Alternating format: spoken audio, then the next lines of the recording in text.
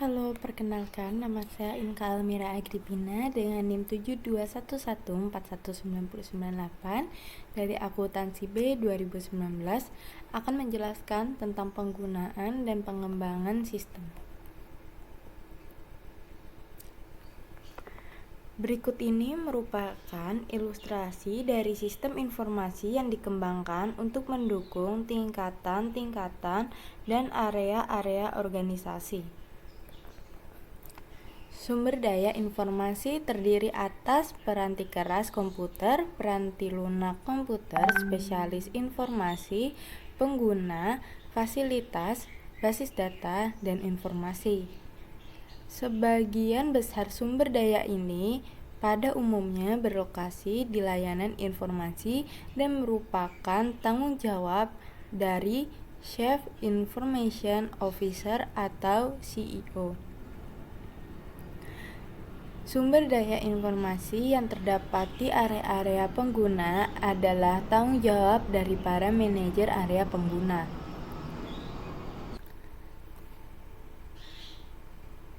Berikut ini adalah analisis informasi.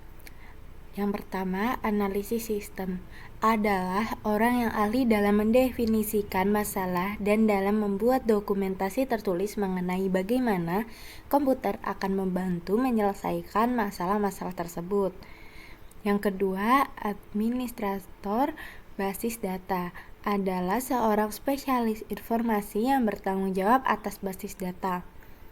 Yang ketiga, webmaster, seorang yang bertanggung jawab atas isi dan penyajian situs web perusahaan.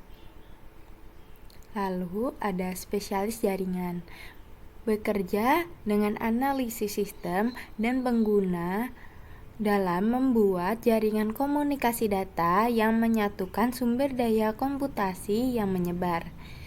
Lalu, programmer adalah seorang yang menggunakan dokumentasi yang dibuat oleh sistem analisis untuk membuat kode program komputer yang mengubah data menjadi informasi yang dibutuhkan oleh pengguna. Lalu yang terakhir, operator adalah seorang yang menjalankan peralatan komputasi berskala besar. Komputasi pengguna akhir. Yang pertama, dampak pendidikan komputer. Seiring dengan berjalannya tahun, manajer-manajer ini maju ke tingkat manajemen yang lebih tinggi dan tetap meneruskan penggunaan sistem informasi dan teknologinya. Yang kedua, antrian layanan informasi. Layanan informasi tidak dapat memberikan respon yang cukup cepat untuk memenuhi tuntutan pengguna, dan antrian mulai menumpuk dengan pekerjaan yang menunggu untuk dikerjakan oleh komputer.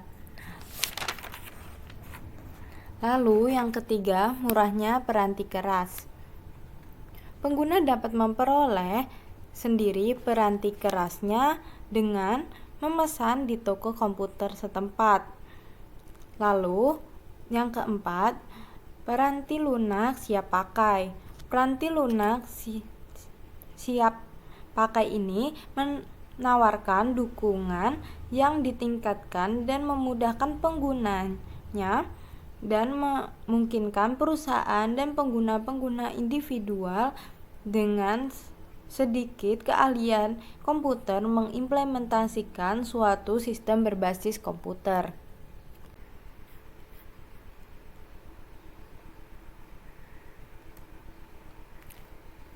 Pengguna dari sistem pengguna sebagai suatu sumber daya informasi. Pengguna dari sistem informasi perusahaan adalah sumber daya informasi penting yang dapat memberikan satu kontribusi nyata dalam mencapai sasaran strategis dan meraih keunggulan kooperatif. Hal ini terutama berlaku ketika pengguna dapat secara aktif ikut berpartisipasi dalam pengembangan sistem dan mempraktikkan komputasi pengguna akhir. Lalu ada keuntungan komputasi pengguna akhir, yaitu menyamakan kemampuan dan tantangan, dan yang kedua mempersempit jarak komunikasi. Lalu ada resiko komputasi pengguna akhir. Yang pertama, sasaran sistem yang buruk. Kedua, sistem yang dirancang dan didokumentasikan dengan buruk. 3. Hilangnya integritas data. 4. Hilangnya keamanan. 5. Hilangnya kendali. Pengetahuan pengembangan sistem.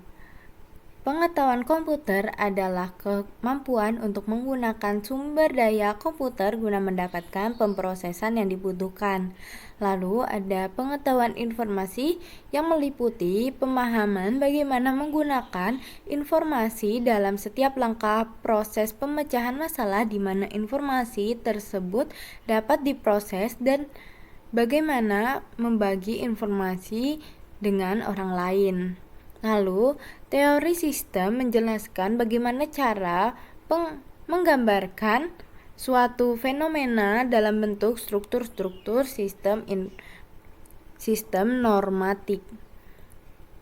Lalu, proses pengembangan sistem terdiri atas langkah-langkah yang diambil untuk mengembangkan suatu sistem informasi. Lalu, pembuatan model sistem terdiri atas berbagai cara untuk mendokumentasikan suatu sistem. Keahlian pengembangan sistem. Keahlian komunikasi melibatkan kemampuan untuk menyampaikan informasi kepada satu orang atau lebih dengan menggunakan komunikasi lisan, tulisan, atau gambar. Kemampuan analitis melibatkan studi dan pemahaman akhir atas suatu situasi dengan tujuan untuk merumuskan respon atau solusi. Sekian penjelasan dari saya. Jika ada kesalahan kata, mohon dimaafkan. Wassalamualaikum warahmatullahi wabarakatuh.